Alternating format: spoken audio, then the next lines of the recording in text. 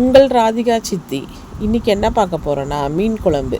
மீன் குழம்புக்கு தேவையான பொருட்கள் என்னென்ன பொருள்னு பாருங்கள். வெங்காயம், தக்காளி, பூண்டு, கருவேப்பிலை. ஒரு வானலை வச்சுட்டு கொஞ்சம் அதில் ஆயில் ஊற்றி கடுகு போட்டுக்கணும். கடுகு பொரிஞ்ச உடனே ஒரு சில பேர் கடுகு யூஸ் பண்ணுவாங்க, நான் கடுகு கொஞ்சோண்டு சேர்த்துப்பேன். வெந்தயம் போட்டுக்கணும்.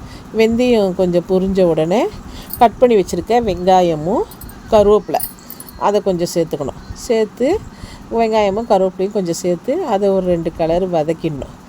கொஞ்சம் நல்லா வதங்கினா நல்லா பொன்னிறமாக வதக்கிட்டு பூண்டு வச்சுருப்பேன், பூண்டு நச்சுக்கி வச்சுருப்பேன், அதையும் போட்டு ஒரு கலர் நல்லா கலரிட்டோன்னே கட் பண்ணி வச்சுருக்க தக்காளியை போடணும். தக்காளி நல்லா வதங்கி வந்தோடனே கொஞ்சோண்டு மஞ்சத்தூள் ஒரு கலரிட்ட பிறகு நம்ம வீட்டில் அரைச்சி வச்சுருக்க மிளகாத்தூள் கொஞ்சம் போட்டு 2 ஸ்பூன் போட்டு அதை வதக்கணும்.